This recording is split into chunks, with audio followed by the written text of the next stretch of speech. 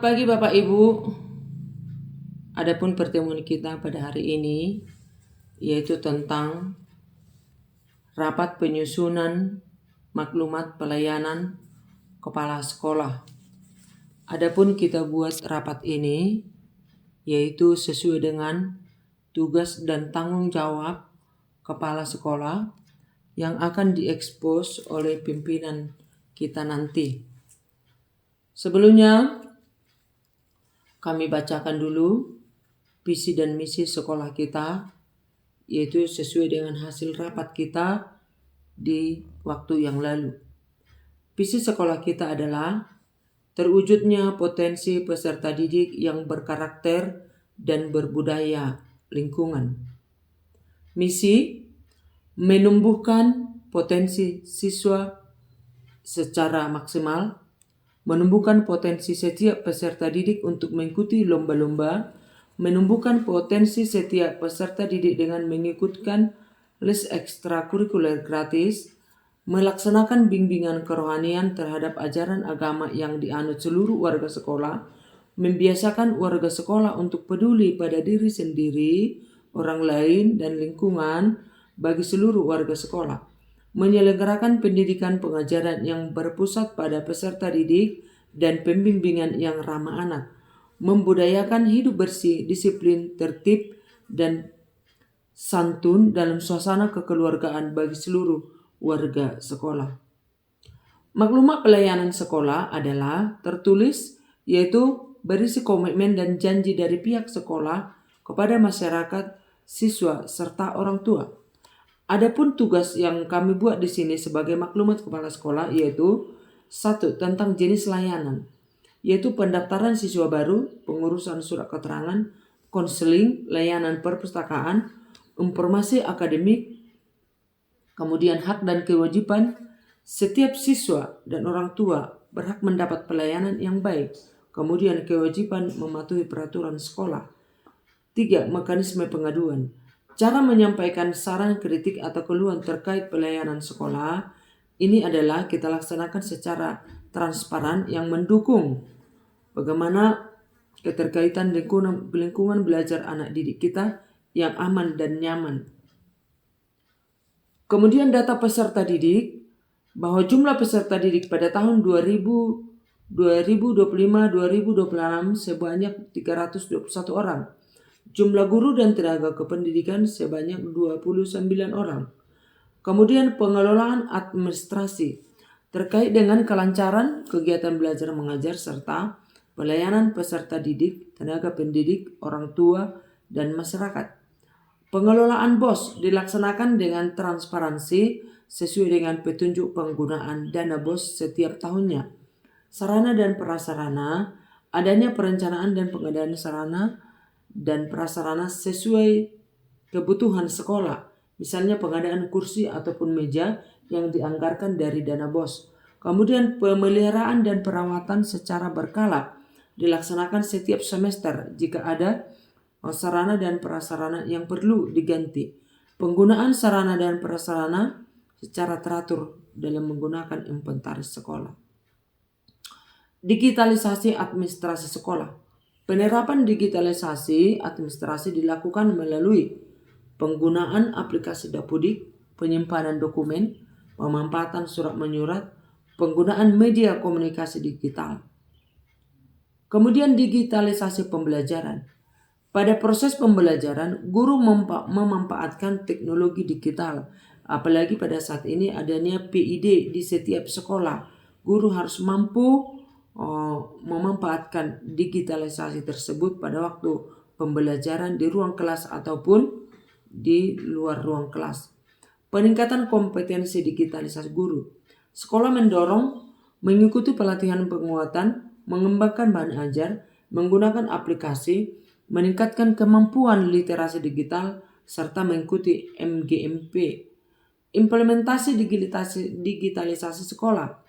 Pembelajaran penggunaan internet secara bijak dan aman. Pemanfaatan sumber belajar digital untuk mencari informasi. Pengenalan etika, pengembangan kemampuan berpikir kritis terhadap informasi digital. Adapun program unggulan sekolah kami yang kami lakukan setiap minggunya, literasi numerasi, Kamis budaya, ekstra kurikuler bahasa Inggris dan matematika dengan gratis dan dibayarkan oleh Dana Bos. Kemudian ekstra kurikuler OSN, kelas unggulan, kepramukaan. Kemudian adanya kegiatan Jube Ceria, yaitu Jumat Belajar Ceria. Dan selanjutnya kami akan membentuk paduan suara. Program Setapayas yaitu tujuannya adalah menjaga kebersihan sekolah dan lingkungan sekitar, tidak membuang sampah sembarangan, melaksanakan gotong royong secara rutin, menumbuhkan rasa tanggung jawab terhadap kebersihan dan keindahan lingkungan, membentuk karakter disiplin, peduli, dan cinta lingkungan yang dilaksanakan oleh guru dan siswa atau warga sekolah. Program Tapa Maju. Kegiatan program Tapa Maju dilaksanakan melalui berbagai kegiatan. Kami membuat kegiatan ini pada hari Rabu, yaitu Maretong, Macaha, Martorsa. Dilaksanakan sesuai dengan kemampuan siswa dan sesuai dengan bakat siswa. Prestasi peserta didik, guru, dan sekolah. Pada saat ini, setelah kami berada di SMP Negeri 2 Pegaran sebagai kepala sekolah, bidang studi IPS mendapat medali emas, bidang studi IPA mendapat medali perak. Data capaian akademik dan non-akademik guru dan siswa. Pada tahun 2026, siswa mengikuti seleksi SMA unggulan, 1 orang lulus di IASO, SMA 2 Litong, SMA Unggul Del, dan 1 orang lulus di SMA Negeri 2 Litong Niuta. Kegiatan berikutnya yang kami lakukan adalah menentukan juara kelas setiap semester dan juara umum di setiap tingkat dengan memberikan hadiah yang pantas kepada siswa sebagai penyemangat. Permasalahan dan solusi yang telah dilakukan. Permasalahan yang kami hadapi di SMP Negeri 2 Pagaran, kurangnya minat peserta didik untuk mengikuti seleksi akademik ke sekolah unggulan. Kurangnya minat peserta didik mengikuti lomba OSN. Alasannya adalah ekonomi orang tua yang kurang mendukung. Maka solusi yang telah dilakukan, membantu peserta didik yang berminat, membayar biaya ekstrakurikuler seperti mengikuti ekstra yang dilaksanakan bulan Maret kepada peserta didik yang mengikuti tes akademik, membantu biaya pendaftaran dan transportasi siswa untuk mengikuti lomba OSN. Rencana tindak lanjut. Kepala sekolah mensosialisasikan kepada warga sekolah, komite sekolah, atau orang tua.